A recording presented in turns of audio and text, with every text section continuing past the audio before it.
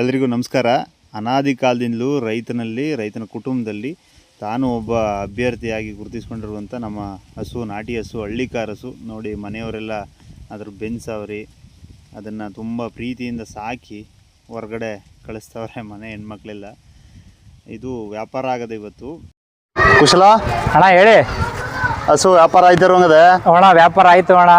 ಅದು ಎಷ್ಟು ವ್ಯಾಪಾರ ಆಗಿರೋದು? ಏನು ಬಿಡದಿ ಪಕ್ಕ ದೊಡ್ಡೇರಿ ಅಂತ ಅವರು ಒಳ್ಳೆ ಓರಿ ಕಟ್ಟಿರೋರೆ, ಮೋಹನ ಅಂತ. ಅವ್ರ ಕಡೆಯವರು ಬಂದು ಹಾಕೊಂಡು ಹೋಯ್ತಾವ್ರೆ. ಅವ್ರಿಗೆ 1,10,000ಕ್ಕೆ 2 ಹಸು ಆಗೈತೆ ಅಣ್ಣ. ಓಕೆ. ಈಗ ಎರಡಲ್ಗೆ ದೊಡ್ಡ ತಂದಲ್ ಐತೆ. ನಮ್ಮ ನೇರ್ಲೆಕೆರೆ ಗ್ರಾಮಕ್ಕೆ ಮಾದರಿ ಆಗ್ಬೇಕು, ಎಲ್ಲ ಹುಡುಗರು ಸಾಕ್ಬೇಕು. ನಮ್ಮ ನೇರ್ಲೆಕೆರೆ ಗ್ರಾಮದಲ್ಲಿ ನಾಟಿ ಹಸನ ಇದೆ ಪ್ರಥಮ ಬಾರಿಗೆ 1,10,000ಕ್ಕೆ ಕೊಡ್ತಾ ಇರೋದು. ಎಲ್ಲ ಯುವಕರು ಸಾಕಿ ಇದ್ರಲ್ಲಿ ಆದಾಯ ಐತೆ.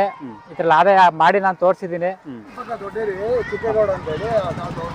ಏನಣ್ಣ ಅಲ್ಲಿಂದ ಇಲ್ಲಿಗೆ ಹೆಚ್ಚು ಕಮ್ಮಿ 100 ಕಿಲೋಮೀಟರ್ ವ್ಯತ್ಯಾಸ, ಹೆಂಗ್ ಪರಿಚಯ ಅಣ್ಣ?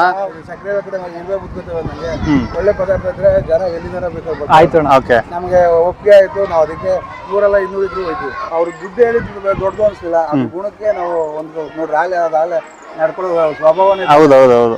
ಇದು ಹಸು ಎಲ್ಲ ಎಷ್ಟು ಕರೀತಿತ್ತು ಕುಶಲ ಅಣ್ಣ? ಇದೇ ಮೊದಲನೇ ಸುಲ ಅಣ್ಣ. ಇದೇ ಮೊದಲನೇ ಸುಲ ಕನ್ಗಡ್ಸು ಅಣ್ಣ. ಈಗ 9 ತಿಂಗಳು, ಇನ್ನೊಂದು ವಾರಕ್ಕೆಲ್ಲ ಕರು ಆಗ್ತದೆ ಅಣ್ಣ. ಅವ್ರು ಹೇಳ್ದಂಗೆ ಇವತ್ತು ಯಾವ್ರೆ 10 ಕಟ್ಟಾಗ 1 ಕಟ್ಕೊಂಡು ಸಾಕ್ಲಿ, 10 ಸಿಮೆಂಟ್ ಕಟ್ಟಾಗ 1 ಕಟ್ರಿ ಅಂತ ಹೇಳ್ತೀವಿ. ಏನು ಅಂದ್ರೆ ಹಸು ನಮ್ ಜೊತೆಗಿರುತ್ತೆ, ಅದ್ರದ್ದು ತೊಪ್ಪೆ ಸಿಗುತ್ತೆ, ಹಾಲು, ಸಾಕಷ್ಟು ರೋಗಗಳನ್ನ ವಾಸಿ ಮಾಡೋ ಒಂದು ಗುಣ ಅದ್ರ ಉಸಿರಲ್ಲಿ ಇದ್ದಂತೆ ಅಣ್ಣ. ಹಸು ಉಸಿರು ಬಿಡುತ್ತಲ್ಲ, ಅದ್ರ ಕ್ಯಾನ್ಸರ್ನೇ ಗುಣ ಮಾಡುವಷ್ಟು ತಾಕತ್ತಿದ್ದಂತೆ, ಔಷಧಿ ಗುಣ ಇದ್ದಂತೆ. ಹಂಗಾಗಿ ಮನೆಗೆ ಲಕ್ಷ್ಮಿ ಇದ್ದಂಗೆ ಅಂತ ಹೇಳ್ತಾರೆ. ಒಳ್ಳೇದಾಗ್ಲಿ. ಆಯ್ತು ಅಣ್ಣ, ತಗೊಂಡೋಗಿ.